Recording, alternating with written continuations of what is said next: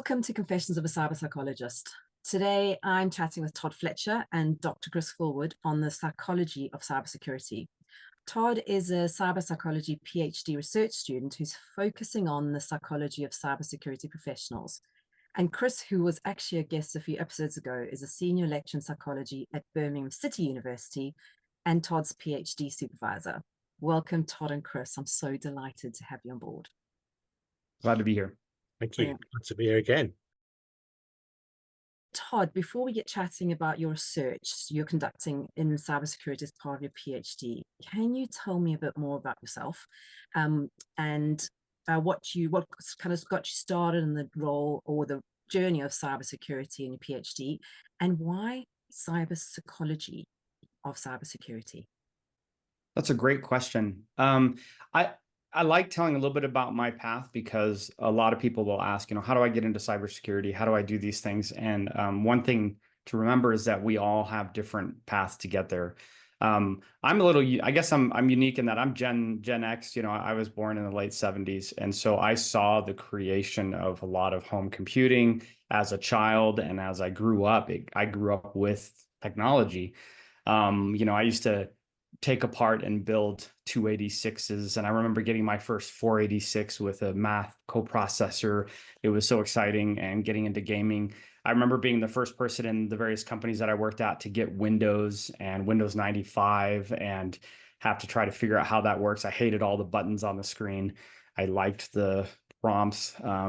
And so professionally, I got my start in the late 90s in industrial design. I have an industrial design degree and started building and designing and drawing various things. And from an early point, I realized that you could automate what I was doing. So my job started to become to automate myself out of a job, so I didn't have to do these things. And so I started learning programming. My first programming language was called Lisp. Lost in silly parentheses is the funny version of that, but it's Lisp processing. In any event, and then I also got into networking and IT support. And so that got me really interested in technology as a whole, and really interested in being very curious in how technology works. But as I moved forward, I've done everything from operations. I did sales for a while. I did network and application engineering, enterprise IT support, including IP telephony, so making phone calls over a network. And then I was the head of IT for a local county government. And I've also been a security engineer focusing on security automation. So if something bad happens, instead of a person having to respond to it, automated frameworks would take care of that for you. And everything in between. So lots of various things. And what was interesting is originally the idea of cybersecurity was really just doing my job as a network engineer or an application developer, just doing my job correctly. And it didn't start solidifying into the term of what we call cybersecurity for me until about 2015. That's when, there's actually this thing called cybersecurity where there's a whole discipline behind it and understanding specifically how things work and how to implement preventative and detective controls in an enterprise environment. And about 3 years ago, I shifted from being what we call an individual contributor or practitioner into what I call a consultant. So now I work with CrowdStrike, and I help organizations review their security programs, for everything from very technical, reviewing detection controls in their security event monitoring systems, all the way to how are you governing your security operations. And as I shifted into this role, I started to realize, or it came to mind, that the biggest reason or the struggle that I've always had with securing environments wasn't the technical controls. It wasn't how to implement protected users groups in Active Directory. It isn't how to properly code a web application so that it can't be broken into. Instead, it seemed to be around people and this was hard for me because I'm an engineer and a programmer. I like being what we call a code monkey, so sitting in a dark corner and writing software. And started to realize that actually there's this thing called people out there, and they actually use the technology, and it's them that are responsible for either securing it or not securing it. And so I was like, I don't understand people, I understand machines. And so how do I learn about how people work? And that's when, there's this thing called psychology that I can go and study. And I had not known about cyber psychology. I thought it was just all psychology, which it kind of, I guess there is a certain element of truth to that. Well, I started looking online and doing my own independent kind of, I would call it quasi pseudo research, just reading up on different articles and books. And I found the Oxford Handbook on Cyber Psychology, which Chris is a co-author for. And I read that from cover to cover very quickly.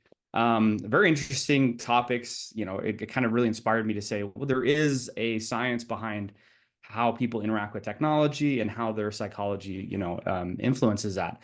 And I reached out to Chris and was like, hey, Dr. Fullwood, I'm just looking for resources. Where could you point me so that I can learn about how this works? And Chris was like, well, I don't know that research has been done on cybersecurity professionals. Would you like to do it?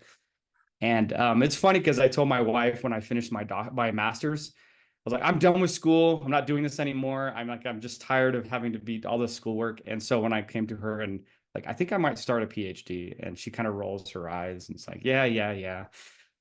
So that's kind of what brought me to this point. And so I want to be able to understand the motivators and the behaviors of cybersecurity professionals as a specific subpopulation, because I don't think it's been well studied. So Chris, this is a question for you, because I'm often, when I talk about being a cyber psychologist, the default for most people is putting me into the category of cybersecurity professional, which I'm not. So I wonder if you can kind of clarify where the overlap and differences between cyber psychology and cybersecurity. Yeah, I mean, that's a really interesting question. I mean, cyber psychology I think is a much broader area of study compared to cybersecurity to start off. Cyber psychology is essentially, in a nutshell, what very similar to what Todd said earlier. It's the kind of understanding of the sort of psychological aspects associated with human interaction with different forms of new and emerging technology. Traditionally, cyber psychology was interested in the internet, the World Wide Web, but over the years it's come to be associated with other forms of new technology like smartphones, gaming consoles. It's much more than just now the internet, digital devices, I suppose. But what we're interested in is all of the different psychological principles, components that are associated with how we interact with these things. So how our motivations for using them, for example, how they impact on our behavior, how they impact on our psychology, the way we think, our mood. And there is always going to be an element of psychology associated with cybersecurity, because you need to understand the psychology of the individual who might be trying to breach those security measures, as well as the psychology of the individual who might fail to recognize that someone is trying to breach those security measures. I think cybersecurity, and Todd will talk about this later, I'm sure, is a much more technical discipline. But I think it has to take into account the human side of things, because, as Todd mentioned, a lot of the errors that occur are down to the individual. They're down to psychology, the fact that we have limited memory, the fact that we have limited attention, the fact that we have limited cognitive capacity, the fact that we have biases in how we process information and how we react to different information that we're exposed to, that we have schemas about how we view the world. And we build up this, through years and years of interacting with different environments, we build up these kind of ways of viewing the world, and then we often respond in a very similar way over and over and over again. So that creates these kind of biases. And there's a lot of really interesting research around that.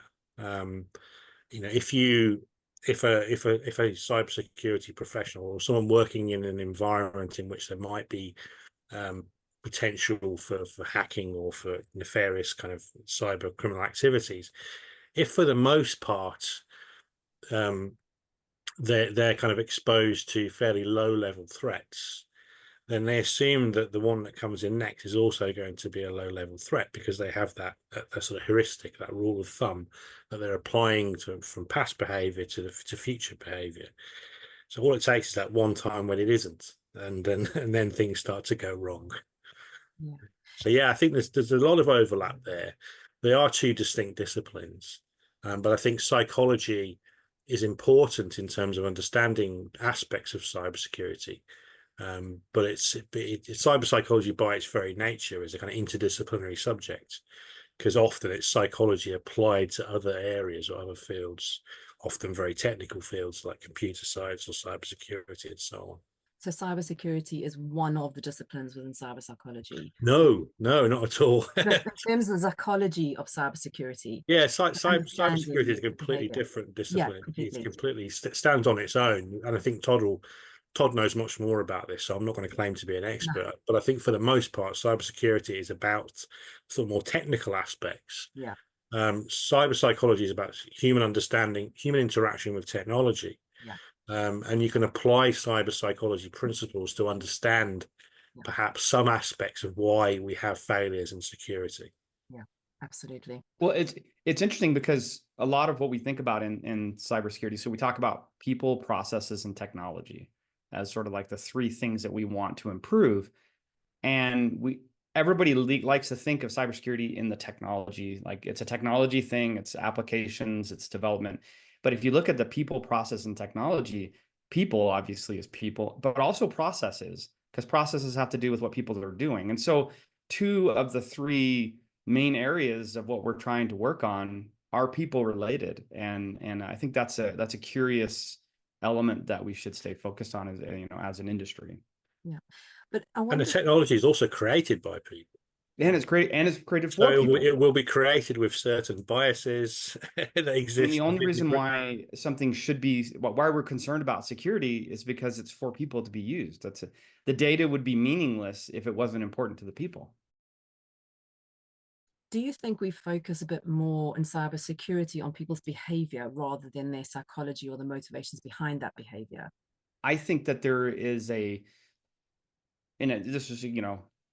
there's a lot to be known about this topic, right? And I think a lot of the time that we've spent in understanding psychology within cybersecurity is focused on like a general user and whether or not they understand why would they click on a phishing email, so that you can do good training with your corporate users. That usually seems to be always the focus. Yeah. But I don't think that we've really spent very much time understanding other elements of why people do what they do. The areas that I have read on have more to do with that organizational psychology, group psychology within a corporate, but it's not specific to security. It's just how well people work in a group, the effect of remote working, et cetera, et cetera.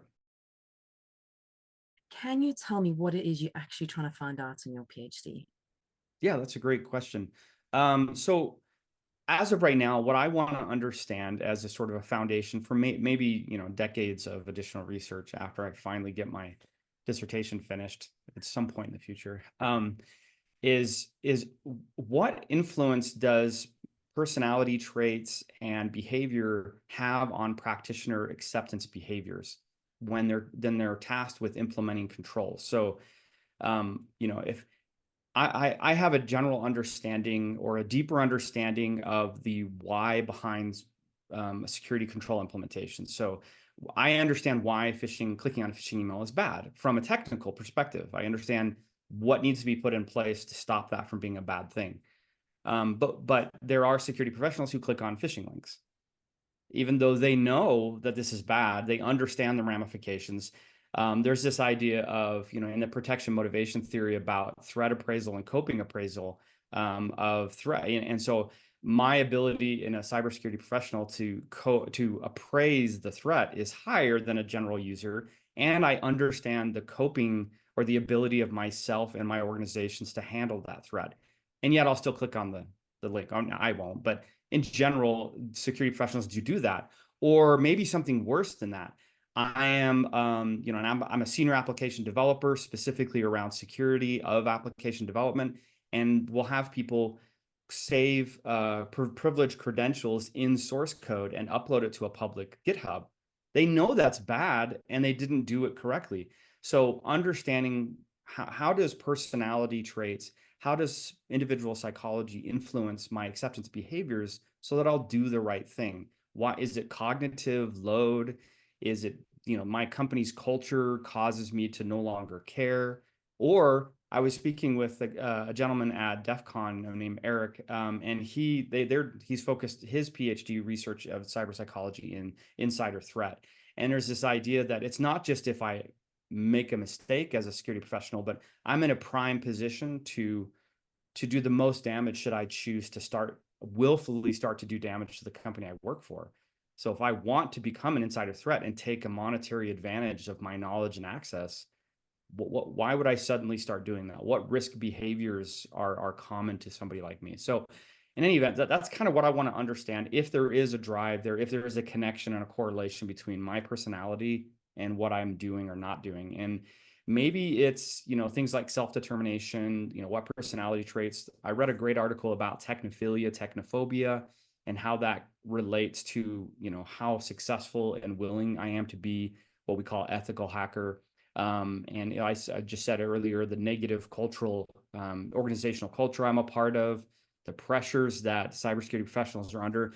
I mean, one way you could think of it is, imagine the amount of time and money that's spent on a cybersecurity professional to become good at what they do. And the amount of time it takes us to maintain relevance within our area of expertise every year, the thousands and hundreds of thousands of dollars that are spent on individuals.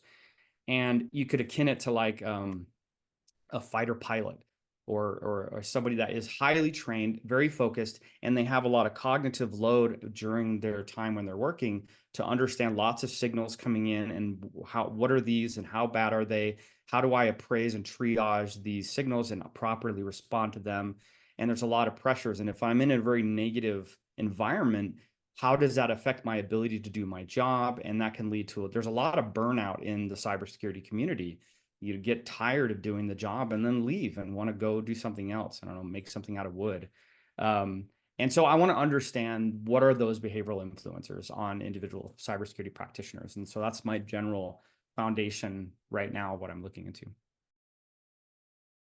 You spoke about personality types. What types of personality types are you looking for? What traits are you including in your research? As of right now, I'm trying to get a more general understanding of how personality traits do correlate with how I perceive cybersecurity as an individual, as a professional. So it's a little broader. I don't want to get specific on saying, the question of does my willingness to new experience affect a certain part of my job? I want to see right now just what is the correlation between personality traits in general and what I do in my perspectives of cybersecurity. And if that results and provides, clear evidence that there is a connection and I can start to see how that correlates, then I can start to hone in on specific traits and study, how does that affect what I do? But I'm not 100% clear that there is a correlation myself. And so I'm trying to kind of solidify or confirm that. My understanding is of this that you're kind of looking generally at how people act and behave and think.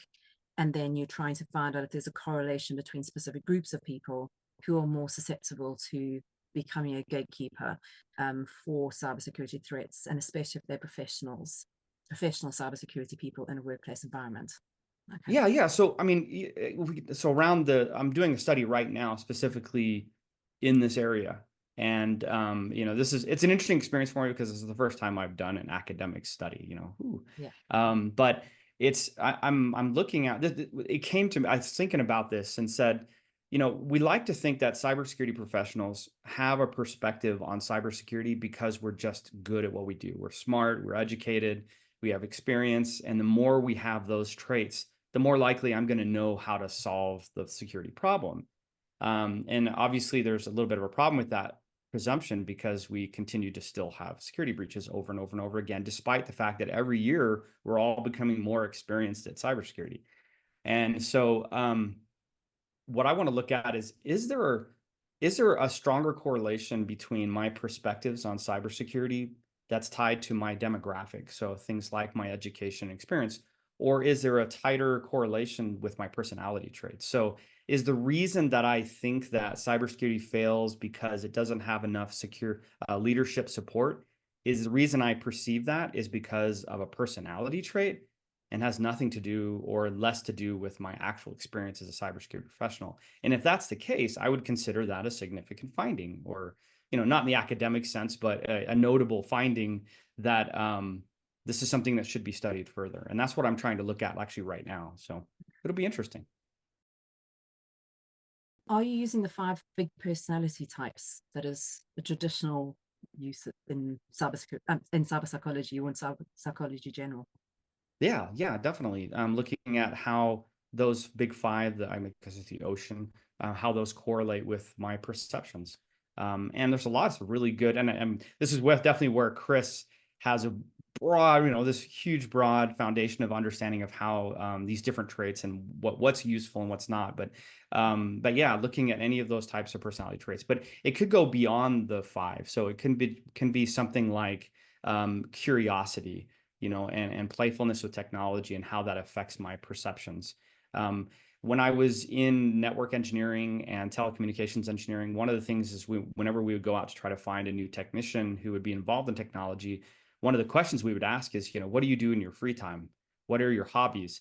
And if the person said, I go home and I build my home lab, I like to tinker with computers and stuff, and that's what I do when I'm not working. For us, that was a good indicator. This person should probably be a good hire because they're interested in technology from a personal level. They're curious about it. And I think that applies even more so to security, or ethical hacking, is you have to have that curiosity of how things work, and not just how they work, but how can I get them to do things they're not supposed to do by design. Todd, are there any specific personality types that you've found up to this point that are better at keeping cybersecurity protocols in place? And are there some that are worse that you found up to now? Yeah, so in general, for most cybersecurity people, there is a quote by Sun Tzu, I think, that says, to know your enemy, you have to become your enemy. And so there's this idea in the cybersecurity community that if I want to be good at securing environments, I have to think like a hacker. I've got to look at systems as a hacker was. And as I was mentioning, not necessarily that I want to be malicious in what I do, but I have to be curious and see systems not for what they were intended for, but what can they be done? What can you do with them that's unintended? And then for a cyber defender, it goes beyond that, because I can't just view it as the exact way a hacker does, because I also have to be able to devise the preventative, detective, and response controls to mitigate that exploitation. So it's more complex than just how can I break something, but how can I, circumvent or stop that from happening. And so curiosity, I think, is a huge component of people who are successful at what we do. I mean, as I was mentioning, after I get off work, I have my own virtual server set up at my house. I have my own security event management system with sensors in my home network. I like to learn and play with these things and enjoy the process of technology and how I can use it. And so I think curiosity, and maybe Chris has some good insights here. I think curiosity can be connected with things like a tolerance for uncertainty. And that's definitely true for what I do, because we're constantly stepping out of the known into the unknown and seeing, is this possible? Can I do this? There's also the initiation of playfulness, enjoying that process of playing with things and just having fun in that journey. People who have unconventional thinking processes, that you don't follow a specific set of, this is how I do things, but I'm going to do it 12 other ways and see what happens. Just see what happens. Openness to new experience, I think, is a big part of it. I saw a sign once at an airport that I thought was pretty significant. It's like, 5 years from now, organizations will depend on technologies that don't exist right now. And as a cybersecurity professional, not only do I have to figure out what those technologies are going to be, but then I have to understand them well enough to be able to protect them. And that means I have to constantly be learning new things. And then there's also puzzle solving. So one of the things that's commonly associated with hacking is lock picking. That you go to a convention or a group of people doing security, and they'll often have a group of people who are into picking locks. And it's that same mentality of, if I can get through the physical security of a lock, it's also like I'm figuring out how to unlock a web application and get it to do something. So I think those are kind of my anecdotal assumptions around what traits would be successful for cybersecurity professionals. Do you think there are any specific traits amongst those who are more susceptible to cybersecurity breaches? So those who are more likely to click on the dodgy link? Everything that Todd's mentioned is for the most part, it's true. I mean, it's difficult because if we're talking about the big five, obviously that's the sort of, you know, one of the most dominant trait taxonomies, and that's, as Todd mentioned, the acronym OCEAN, so openness to experience, which is kind of associated with things like curiosity, intellectual ability, conscientiousness, so the extent to which, you know, you're kind of you're organized in the way that you go about your life. Extroversion, we all know what that means. Agreeableness, so how likable you are, and neuroticism, so the extent to which you find things to worry about. Most of the research which has looked at the big five in terms of cybersecurity have use student samples, unsurprisingly, because that's most research in psychology will use student samples. And there's been very little research which has looked at people that work in organizations where there's a high degree of cybersecurity risk, and virtually nothing where you're looking at cybersecurity professionals like Todd. Within the sort of student type samples, we tend to find that a few of those personality traits in particular are predictive of kind of safe security practices or safer security practices. So we're talking sort of things in the general public, like making sure you change your password regularly, making sure you flip your screen down so someone can't see, intercept some personal information or some confidential information. So we find that things like conscientiousness, which makes sense because, you know, you're more sort of aware and organized and self-disciplined. We find agreeableness, perhaps because you're more willing to follow the rules, you're more willing to listen to what people are telling you, and you want to be liked and you want people to think that you're doing the right thing, so you're kind of more agreeable generally. And the last one is openness, and that might, again, to do with sort of intellectual curiosity, learning about things, understanding why, if you know why this particular behavior causes this particular adverse response, then you'd be more likely to follow through because you're aware of why A leads to B. So that kind of curiosity to understand how things work can also be very, very helpful. Other traits that are outside of the big five that are often looked into are things like risk-taking, impulsivity. So there are it's a completely different personality dimension. People who are more likely to take risks, people who are more impulsive, are often the ones that are found within this kind of research body to be more likely to click on phishing links, to be more likely to do things that they shouldn't do, because they are just likely to act in a more impulsive way and not think through the ramifications of their behavior. In terms of cybersecurity professionals, my hunch, and this is just a hunch, is that they probably don't have a kind of one-size-fits-all personality profile. But I would suspect that there are personality traits within that field that are likely to lead to more successful or being a better practitioner. So certain traits I think will be associated with doing the job better, but I don't think necessarily that they all share the same personality traits, if that makes sense. Yeah, and I think there's a possibility of having, like, there's different strata of cybersecurity professionals. So you've got your individual, like, engineer, practitioner, the person who's actually implementing the security control, but then you have like this management layer who are also security professionals, but their job is not to implement that security control, it's to manage those people. And I would think that they would have different set of personality traits that allow them to be successful. One of the, we had a conversation or presentation at DefCon that I was recently at, and I was speaking with a group of people about this, and we were talking about how there's this, you know, as you move up in the cybersecurity world and you're an individual contributor like I have been, and then you try to make that leap into management, where now my job is to control and direct, you know, a group of security engineers, that because it takes a different set of personality traits, that it's a very difficult shift to make. that I am by nature, and this is, I was saying this earlier, I love technology. I like to tinker with things. I'm an engineer at heart.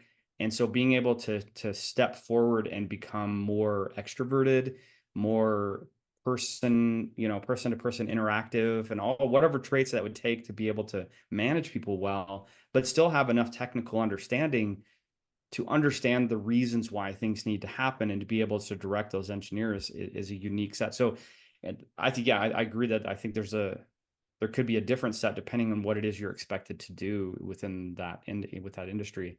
But I also and I think there's like an additional element of the stress and environmental conditions that you're working under and how that can impact those personality traits and how you would react to those and how that can drive you to failure or success. So Stress is not a good recipe for making good decisions. You may have come across something called the Yerkes-Dodson law. No. This is applied in all sorts of areas of psychology. What it is like an inverted U-shape kind of relationship between stress and or autonomic arousal, which is obviously caused by stress, and cognitive performance. So you have that sort of sweet spot in the middle. Because if you're under aroused, in a sense, you're kind of just feeling really laconic and laid back. You don't really have the kind of pep or the energy. You're not paying attention. You need to have some alertness. Whereas if you go to the other extreme where you're kind of tensely aroused, that's going to then you want to find ways to reduce that because it's uncomfortable. So you kind of need to be in that middle spot where you're alert and paying attention, but you're calm and relaxed at the same time. This applies to all sorts of different areas of psychology. So you can even I for a while I was interested and I was talking to darts players, completely outside of the scope of what we're talking about today, and they say the same thing. There's an old sort of adage in darts where it's you got to play as if it means nothing when it really means everything. So if you become too agitated and it means too much, and you start to be overly concerned by that and stressed by that, then it's going to affect things like hand-eye coordination. So yeah, and I assume it's the same in this sphere as well. That if you're too distracted, you're too stressed, that's not going to be a sort of good recipe for making correct decisions and even noticing that things are going on, that you might just pass you by altogether. yeah, I mean, you can imagine if you're a security operations analyst, so what we call a SOC analyst, and your job is to triage alerts that are coming in and all that. I mean, that can be very cognitively heavy.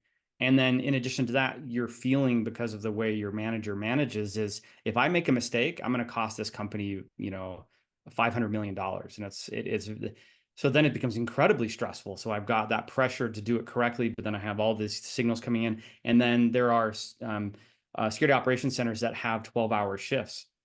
And so I'm in my 11th hour that I've been doing this and trying to make sure that I'm doing it correctly, knowing that if I do it badly, I'm going to get fired. And that can be a very difficult situation. And so then it's not surprising that this person could be making mistakes. That kind of comes back to what you were saying before about how many cybersecurity people leave the industry. It's an unfortunate thing. You have the two problems.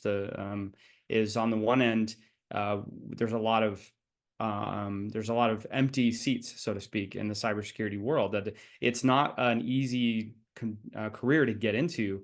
Just in the beginning, when you're just starting out, it requires a breadth of knowledge about IT and technology in general, and then it's a stressful situation to be in when you're there, and so it's hard to get into. And then once you're in it, to get past that initial stage of doing all the terrible work to where you get promoted into a position that's a little less stressful, the likelihood that you're going to say, yeah, this is not for me, I'm going to go do something else, is very high. And so it is a difficult problem. And there's a whole nother, area of study is the psychology behind how we can help people become more successful when they're first starting into the career. So Todd, you talk about using the security acceptance model in your research. Can you tell us a bit more about that, what that is, and potentially how it could help companies in the world of cybersecurity? That's great. Yeah, and that's one of my I hope the ultimate outcomes of what I'm trying to do with my current dissertation or PhD research is Is it possible to understand those psychological motivators and behavioral motivators enough within cybersecurity professionals that we could build something like a security acceptance model that would help inform how we put together security programs, how I build a security operations center so that I can be more successful at understanding that people component of the people, processes, and technology. And so again, I'm in the learning phase, so there, it can undergo a lot of change, but I've learned with Chris and my other supervisors, this idea of the theory of reasoned action and the technology acceptance models, where there's some great, very well researched models behind what motivates individuals to accept technology. And this idea of behavior and intention to behave and perceived usefulness and perceived ease of use, that those drive those intentions.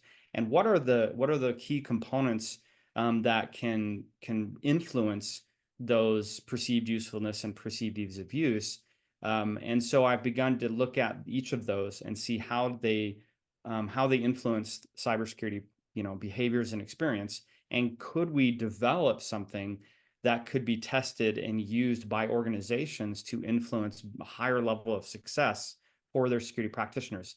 And that can be everything from initial onboarding of a security professional and understand how to make them successful as they're trying to navigate this new world, to the more seasoned security professional and helping them stay engaged and want to keep being a part of the success of an organization's security program, and address the mental health of these individuals so that they can continue to be successful. They continue to want to be a part of the team, and that they don't, burn out and either leave or burn out and become like a neutral player in the game, so to speak, where they're just there to turn the knobs and not react correctly to the threats that are coming in, and then bad things happen. Or even the most worse is they decide to flip and say, I'm frustrated, I'm irritated, I know that I have a friend who does criminal behavior, and if I'm willing to help them, I can make millions of dollars. So I'm just going to go do that instead. And so how can we address that with a security model? Is that possible? And that's, I'm hoping, is going to be the end result of what I'm trying to do.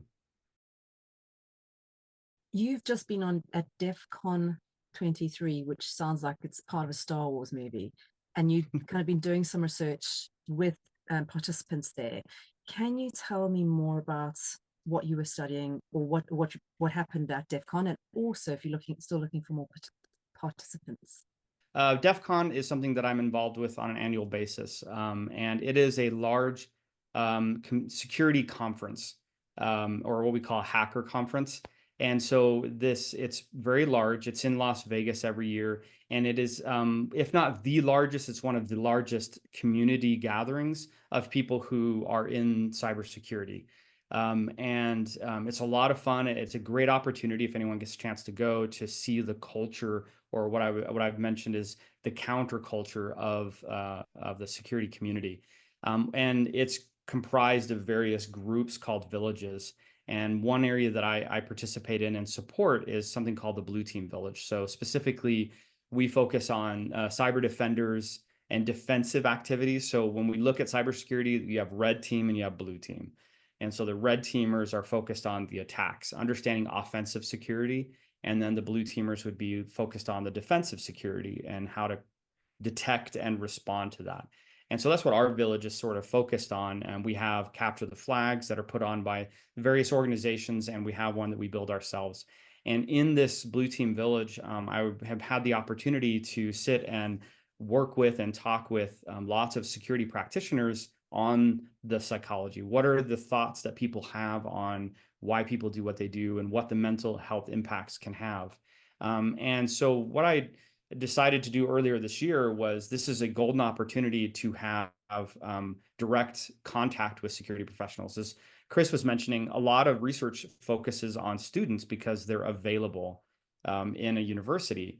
And while I think their perspectives would be good to know, I specifically need to know and want to know what do people think and how do they feel that are cybersecurity practitioners that have been in the industry for a long time that aren't necessarily in university right now.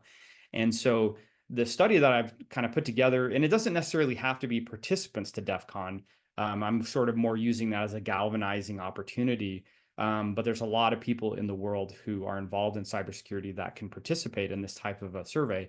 And so what I've put together with Chris and my other supervisor, Amy, and Pelham's support is a study where completely anonymously, you go to a survey and it collects some demographic information about, age and experience and background in cybersecurity. And then also we do a personality inventory. So again, to be able to collect what are your personality traits, what kind of person are you? And then the second half of the study is a Q methodology study. And Chris has a deep expertise in this area and helped introduce me to the idea, and that it provides an opportunity to do both qualitative and quantitative research into a topic very effectively. And so I've taken 44 statements on why cybersecurity fails. And all 44 statements are arguably correct. They all are valid reasons why a cybersecurity program could fail. And my study I'm not trying to discover why it fails. What I want the participants to do is they take these 44 statements and they sort them into, do I agree that this is the reason cybersecurity fails, or do I not agree? Yeah, I most disagree. And the way it's designed is you can only put a few of the items on the extremes, and the rest of them fill in kind of like a upside down bell curve sort of into the center. And it's interesting. I've talked to some people who have taken the survey, and they say it's both fun and frustrating to have to sort these in that way. And then right after they do that, the survey asks them, you put these two items in most agree. Why did you do that? And then on the other end is you put these two in most disagree that these are reasons. Why would you do that? And that's that qualitative component of understanding what's the process people went through.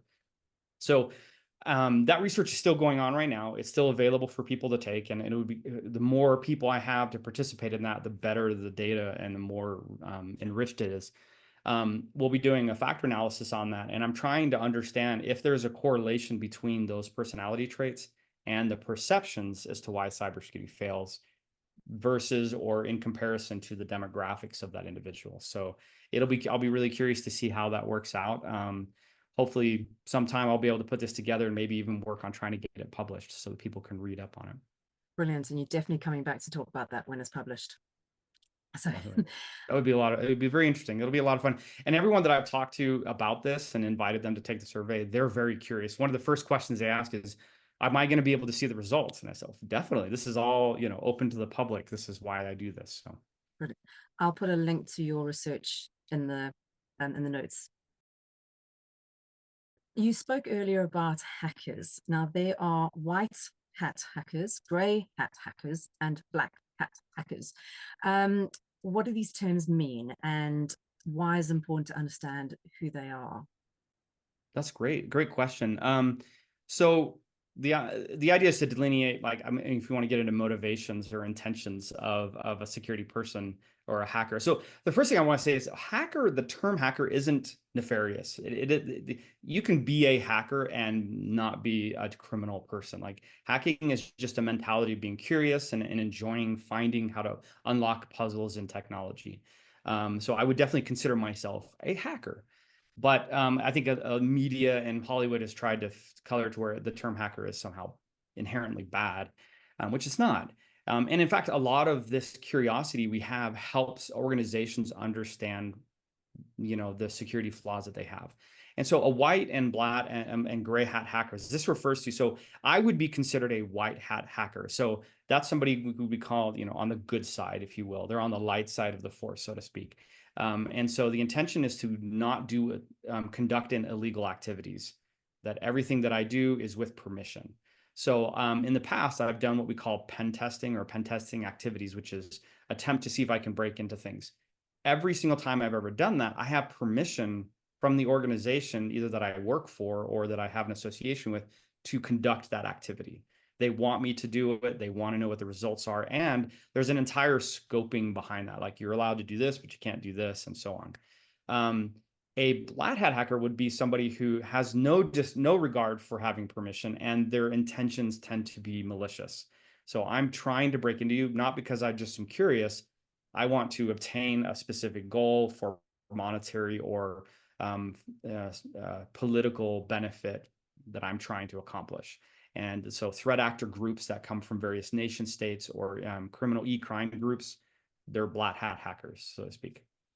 The term gray hat hacker, you could argue that there isn't really a gray hat hacker. It's sort of this false assumption that I can be a white hat hacker, but I can try and break into organizations without permission.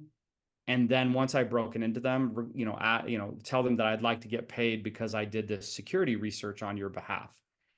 Which if you attempt to do that onto an organization without permission, that is illegal. That you can't do that. And you can create a lot of issues for yourself. So, but that's the idea. The gray hat hacker, in theory, would be somebody who their motivation isn't to try and get monetary extortion out of you.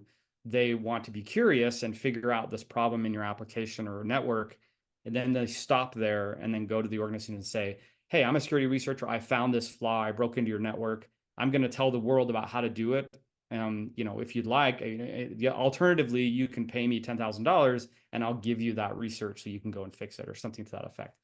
So, and there's a whole area called bug bounties where organizations will know that this is going to happen. And so they create a program to where people can attempt to break in. And if they find things, they can do responsible disclosure and tell the organization about it. So it's kind of an iffy area, a little gray area, so to speak.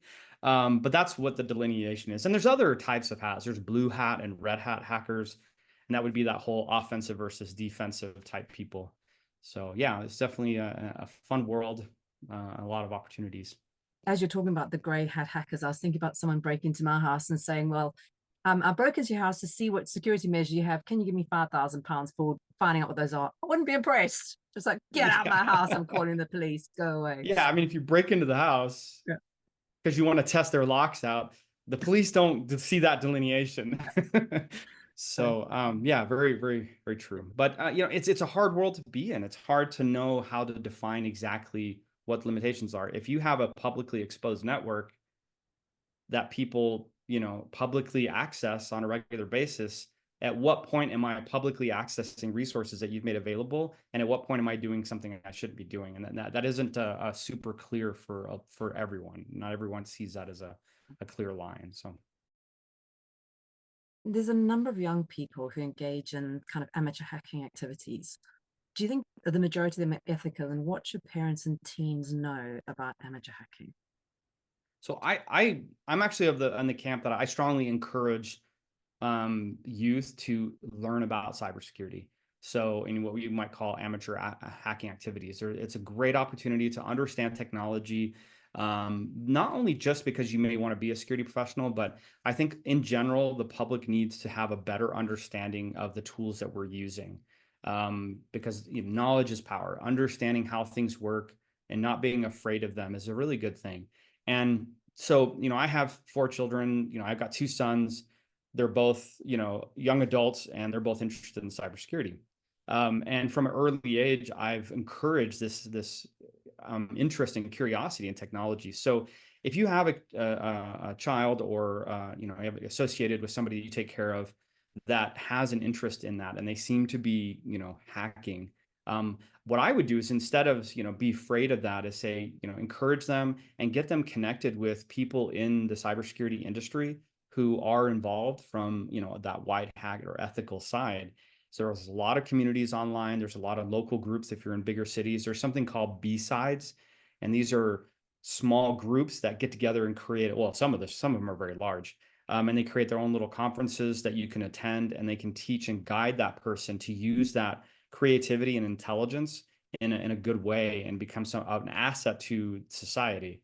I would think that what would delineate the concerns that I would have as a parent or as a caregiver is when that individual has some of the other types of behavioral red flags, things where they're antisocial, they have that sort of risk-taking behavior that could lead them to be interested or susceptible to criminal influences to try to use those skills in a bad way. It's not wanting to learn the skills themselves that's bad. It's the other personality traits, I think, that could encourage that person to make poor choices about what they're trying to do with their time. So there's a really good podcast called Darknet Diaries. And one of the things they interview people about is, and you get to learn about people who they're just a kid playing online video game, and within 2 years, they're causing massive harm to organizations through hacking, and trying to understand why would somebody make that choice and not choose to go the other route. And I think I've also read a study that talked about how most threat actors, most hackers, we think of them as being underprivileged or financially, poor, and their motivation is they want to get out of sort of that situation. And in truth, most hackers are well-off, well-educated individuals who don't necessarily need that financial gain. That they're doing it out of the curiosity and malicious intent. Chris, I know you have to head off now. I just wondered if there's anything else you wanted to kind of add in at this point. Everything that Todd's talking about here in terms of how it's possible to kind of go in one, it's like a bit of a sliding doors moment, isn't it? You can go in one direction or the other. It's really interesting. And I think from a psychological point of view, the influences that someone has in their life, and it can be just a fairly minor, what might be perceived to be a fairly minor influence at one stage, can actually completely change the direction that the trajectory that you're on from doing something that might be for the benefit of society to all of a sudden doing something that might be the exact opposite of that.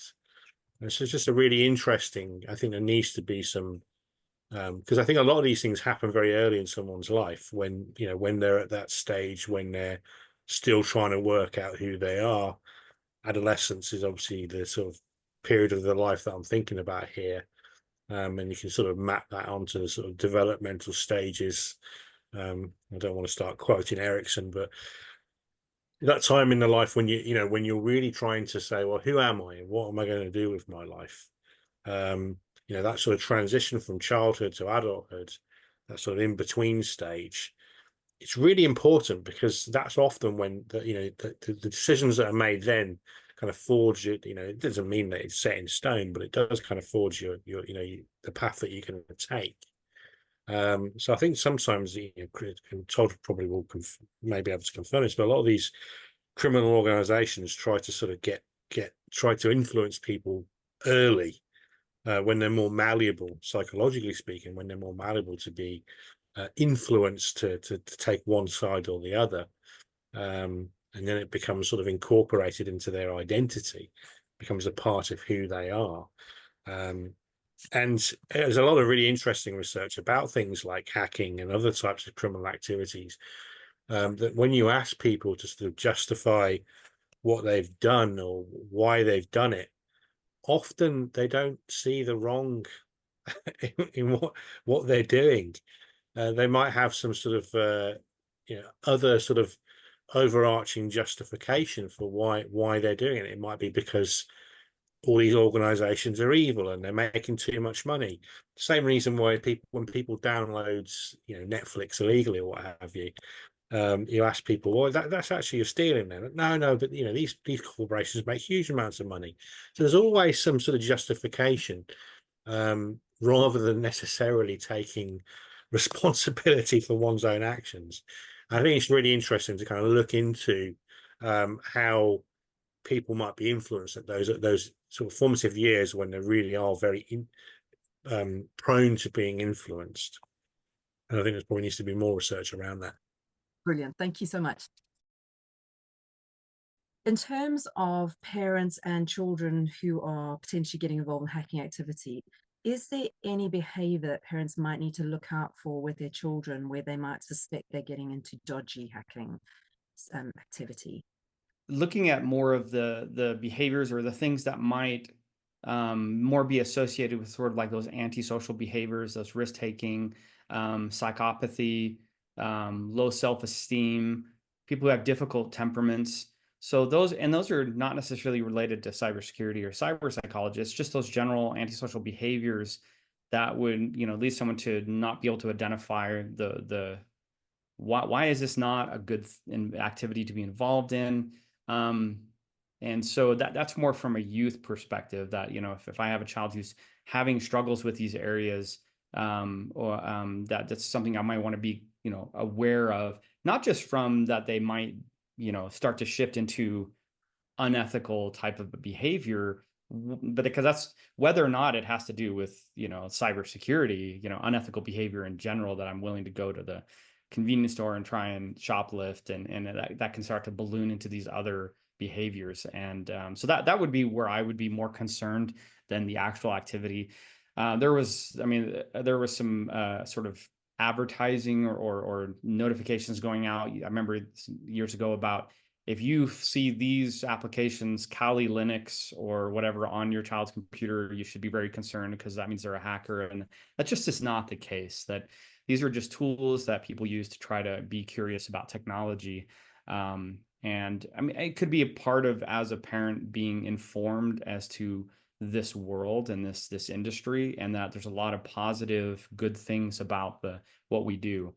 I think in general, there's a certain, the interesting part is that the general sort of anti or counterculture that's involved in the cybersecurity community about, I have a right to information, I have a right to access the world that I live in, and to whether or not, I necessarily agree with it or not, but that is the cultural sort of perspective of idea that information should be available, it should be free to people. It's that Napster mentality that music should be freely available. Obviously there's a whole legal implications to that belief, but that is a general concept in the industry.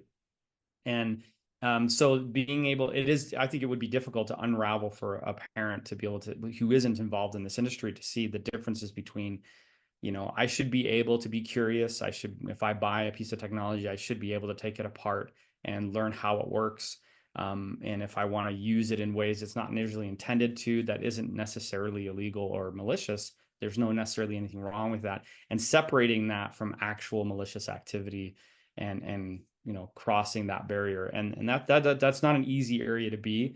And that would be where I would associate or encourage that association with people like myself, who are in the industry, who understand the depth of complexity that exists and can kind of help inspire somebody to be successful in this area. So thank you, Todd, because I think that's something that a lot of parents worry about, especially with multiplayer online games, is that they get involved and play with others who the parents don't even know who they're playing with. They could be anywhere in the world.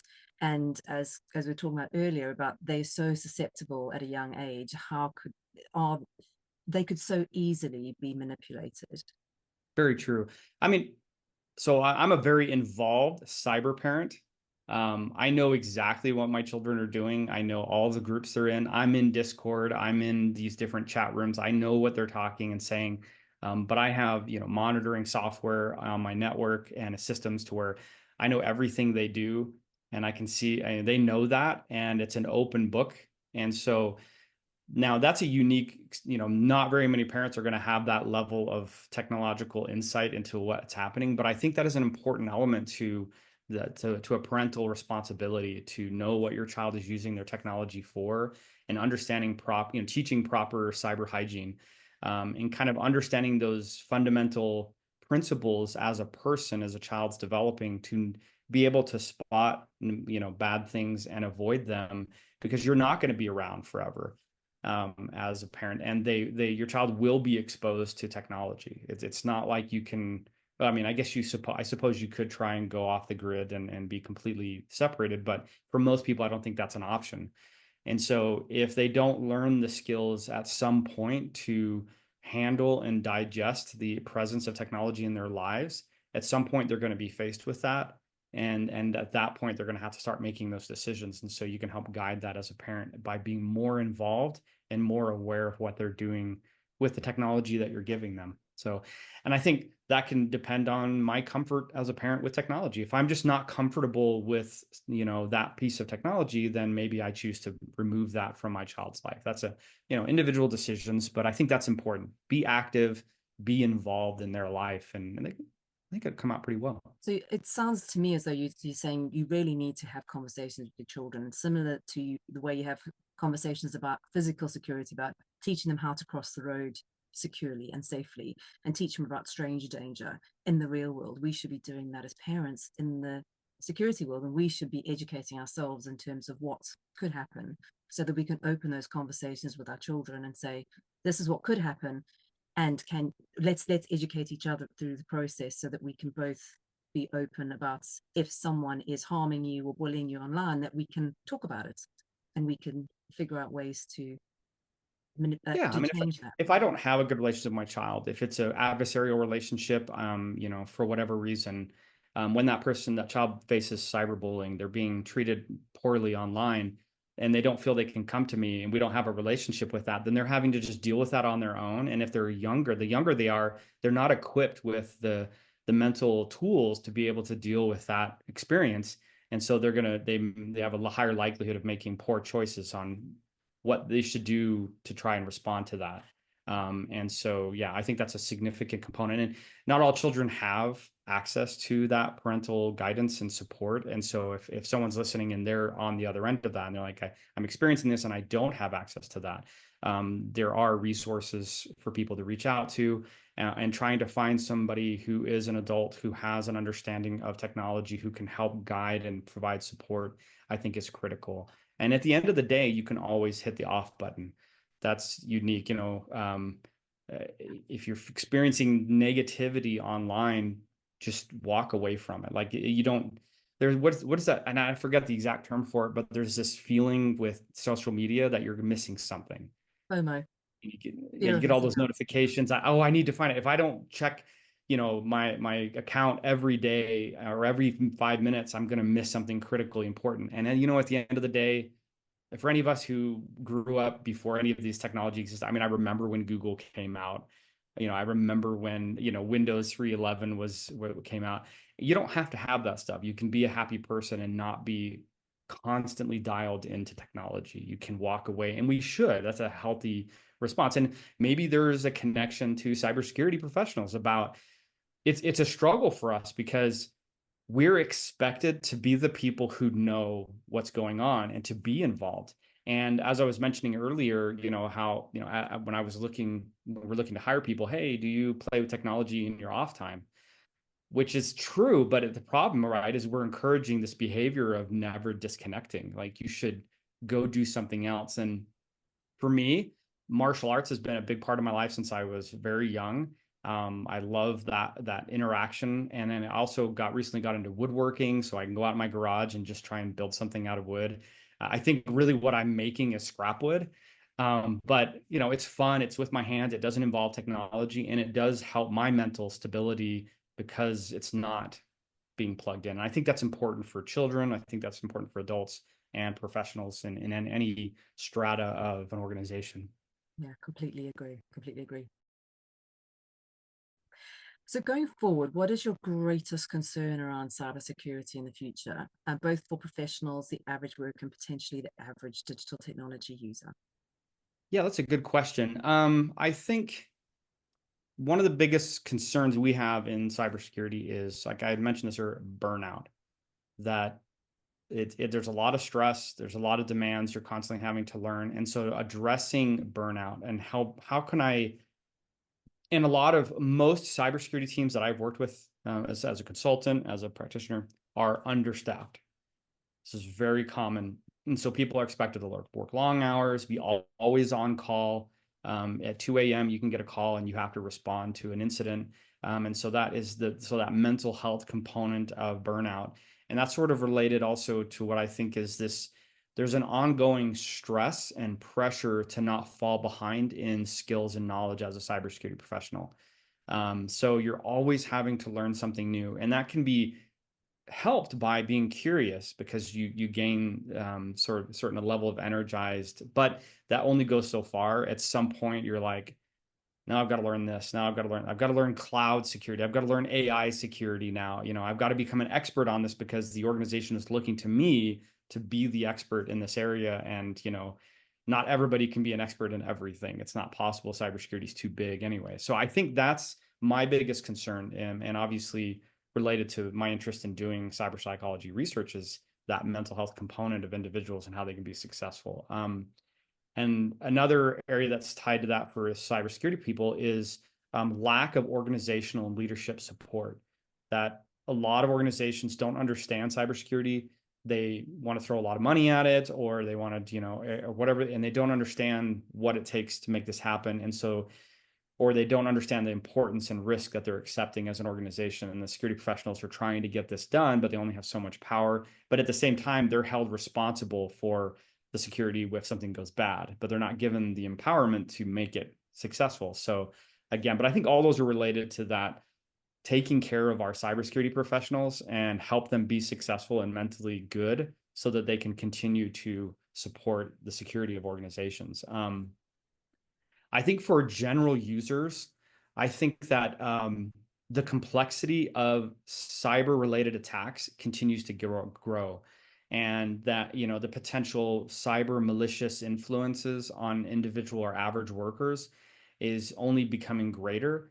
And because of that, I think it's becoming easier and easier for workers to be less aware that they're being influenced and preyed upon. That, you know, when it starts off, I'm getting an email that somebody is telling me, you know, you need to click here or your computer will, you know, blow up or something. Okay, well, I feel a little suspicious about that because I've had a lot of training on that. I've been rickrolled 20 times, so now I know not to click on this link. But when you start to get into using a large language model like ChatGPT or some other model and to do your job, and you don't realize that the large language model you're using has been poisoned by a threat actor, and so I'm inadvertently giving away sensitive data or important secrets, or I'm being influenced to take certain behaviors because I'm just assuming that this large language model is secure. Oh, this should be perfectly fine. And I don't see how that is, you know, influencing me. I think that's going to get worse over time, not better. And so for average workers to find a way to help general, I'm going to say average workers, not all workers are average. There's some really amazing workers out there, but the general users in an organization, you know, learning to become more cybersecurity fluent, not just as a function, but understanding the risks that we're accepting by using the technologies that we do. I think that's going to be critical. It sounds like companies need to do regular cybersecurity updates and kind of the latest threats and what's going on and things to be aware of as a general worker. Right. Well, I think a lot of organizational leadership, they don't understand the cyber risks. And so it's difficult for them to then guide their staff or their workforce to be prepared to deal with what's happening. Yeah. And we're getting a blending of technology from a personal level and from an employer level. And that blending makes it difficult to understand the delineation between there. And so I think that while it's good to rely and hope that your employer is going to be there to help you, I think it's good for as an individual to try to become more cyber fluent so that we can understand how these work. And I don't know if there's a place for looking at how we educate youth in cybersecurity, but starting at a much younger age to not just teach how to use an iPad, but teach at a young age the risks that we're taking by using technology and how we can equip ourselves at a young age so that they grow up with a healthy respect on good behaviors within that realm. I think that's a more likely successful than trying to just hope that my employer is going to be good at teaching me what not to do, because a lot of them don't know. Yeah, it's really good advice, Todd. And hopefully someone will get into educating young people and older people too.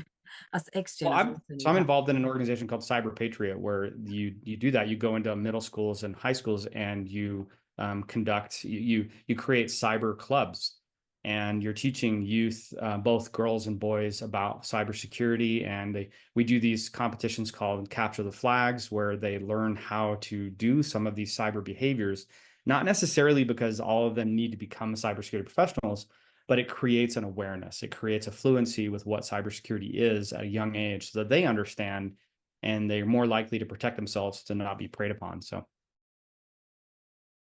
if someone was thinking about getting into the world of cybersecurity, because you mentioned earlier it's tricky for people to get in, what is the best route for them to take in terms of becoming a cybersecurity professional?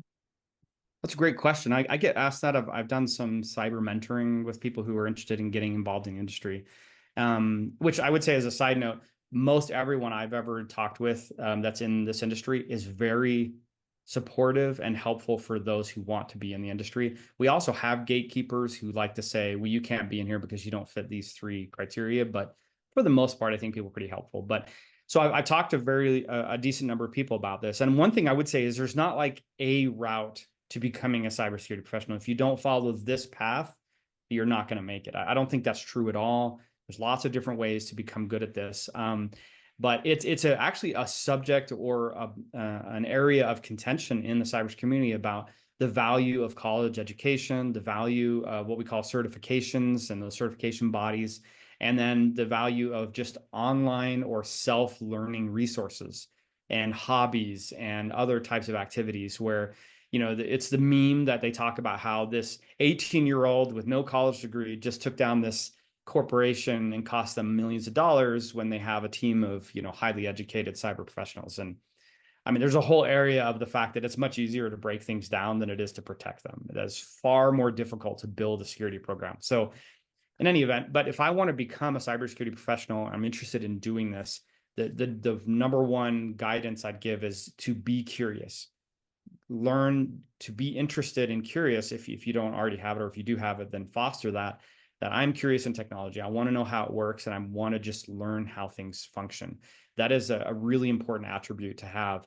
And then the second to that would be networking with people who are in the industry.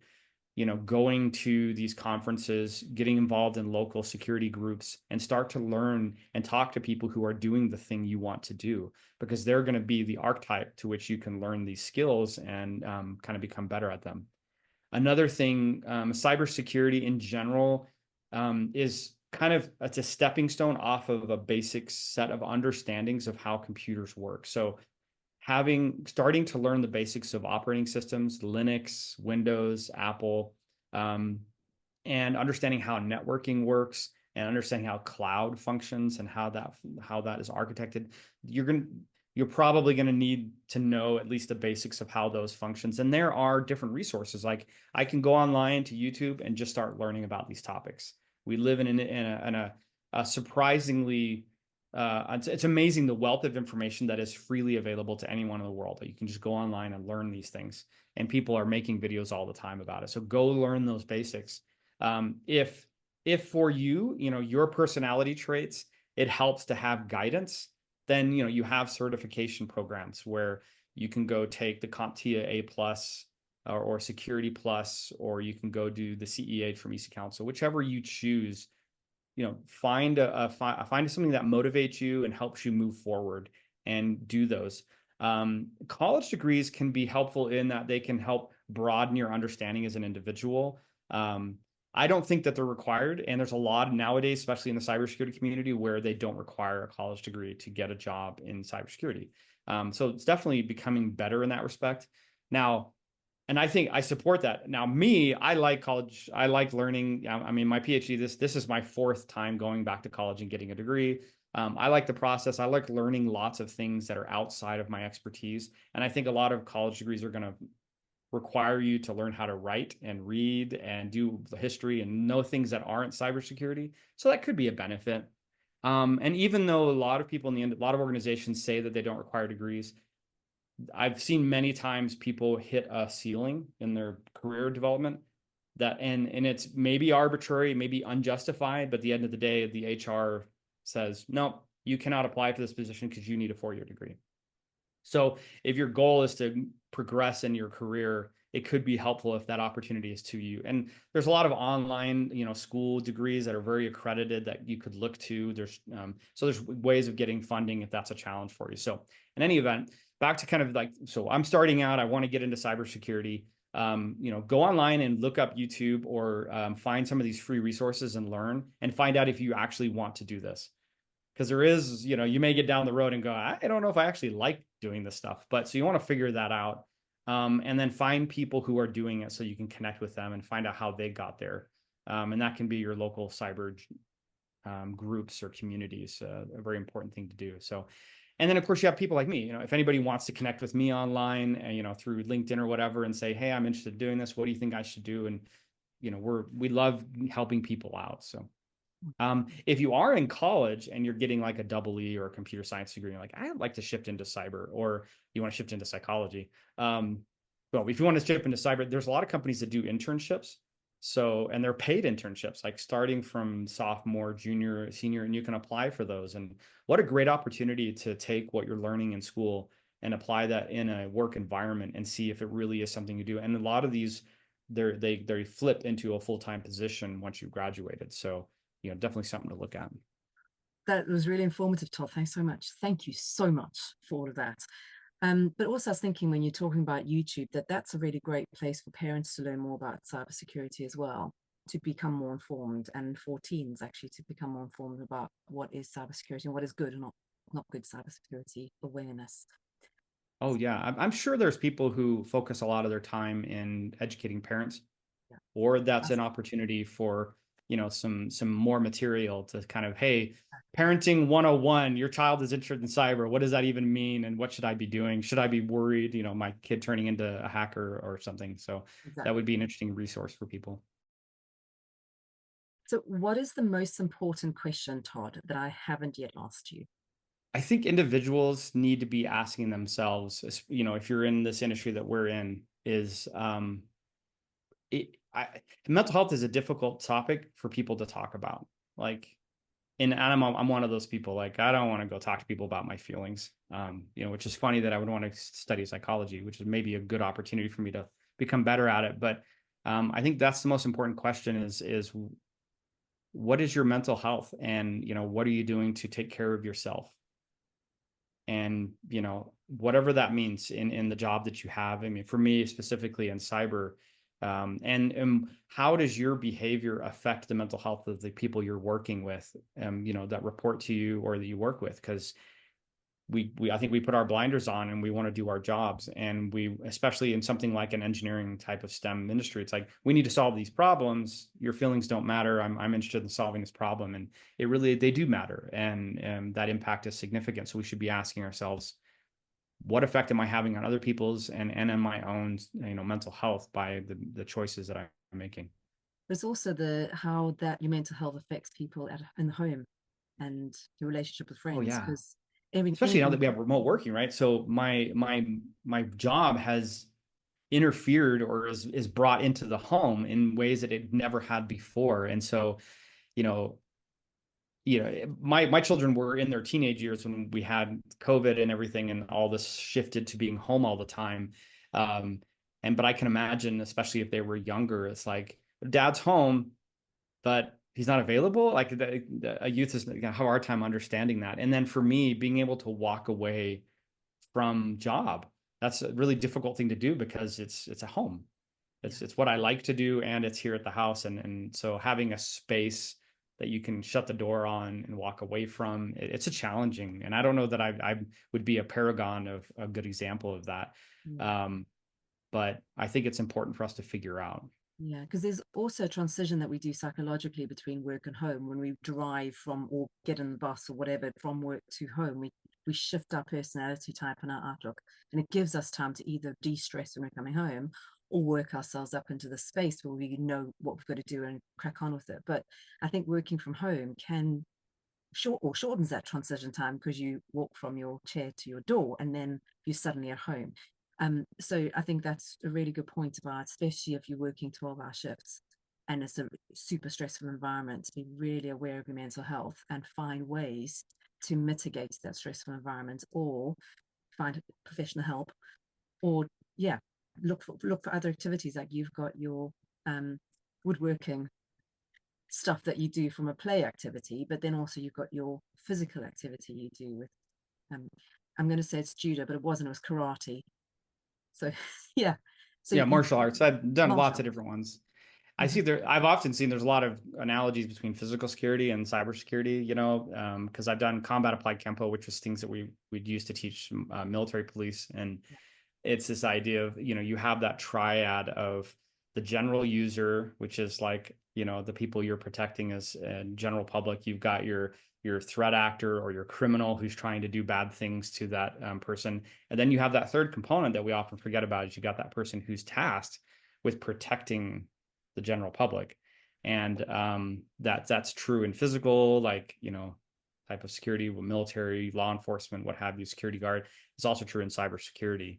And I think there is a focus in those industries on the mental health of those individuals, of what they see and what they're challenged to be involved in. And maybe people think, oh, well, he's just on the computer all the time, so there's nothing actually happening there. But there is an impact, and we're finding that in cyber psychology, that the online self and online experiences is impacting our offline behavior and mental states. And when you're in a stressful job like cybersecurity, that can have a deleterious effect on my overall state. And then that influences how I deal with my offline relationships and experiences. So that's an important area to kind of keep in mind, I think. Two more questions. The first is relatively quickly is we've noticed a lot of cyber psychologists get very frustrated with the media, often taking little snippets of an academic paper and putting it out there and in order to get clickbait and kind of drum up mass hysteria and moral panic and negative social narratives around digital technology. Do you think the media is getting better or worse at properly representing sound academic findings? I don't think they're getting better. It's an interesting dynamic because if you look at their goals, like what you're trying to accomplish with social media and any media in general, is you're driving interest, and as people's ability to focus is shrinking. Like my kids can't sit and watch a 2-hour movie like that. That is so hard for them to do, where they'll watch. I mean, it's like not even a YouTube video is short enough. They've got to have these shorts and TikToks now that are incredibly short. And that's the only thing that can keep people's attention. And so when your job in marketing and advertising is to try to capture people's interest and get them to be whatever, click on my thing and buy my thing, that's being shortened down. And as anyone who has ever read or looked into any academic topic, that is not a quick endeavor. It takes a long time. I mean, if you think about it, I'm trying to study a very niche topic in cybersecurity. What is the personality traits of cybersecurity professionals? And I'm going to spend like 5 years doing it. And so obviously it's impossible for the general public to invest even a tenth of that time in understanding if what I'm saying on social media is true. And we all rely on, we have a trust factor with the things that we're exposed to, that, oh, this person is an expert, that what they're saying is true. I'm going to say whatever they're saying must be right. I'm going to act on that. And we have that trust factor with different media outlets and different resources. I am very distrustful of online sources. Like that's the way I've been. And I don't know if it's because in our generation, we didn't have this.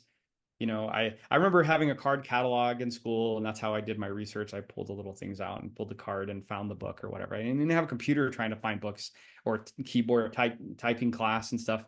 And so I trust my own access to information better than I do on secondhand information, even from people that I would consider to be an expert. And so I understand that that's not media's job. Media's job is not to educate me. It's to try to get me to click on a link so that I would buy something. They have that's why they exist. And I think it's really important for us as individuals, as general public, to keep that in mind, that what you see online is not true. That's not their purpose. And now that we have all this AI generated content and videos and deep fakes or whatever you want to call them, it becomes incredibly difficult to trust anything that you see online.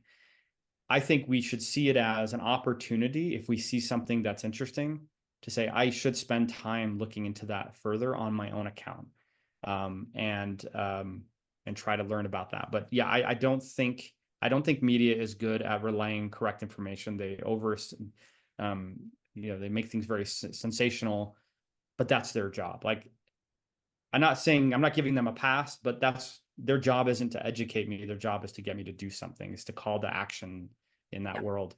And I need to keep that in mind as an individual, so that when I see this thing, oh, I need to act on this. No, I don't need to act on this. And, the only real defense we have is learning to let go and close the door on technology and walk away from it sometimes and have an independent level of thought. I think that's really critical. Absolutely agree.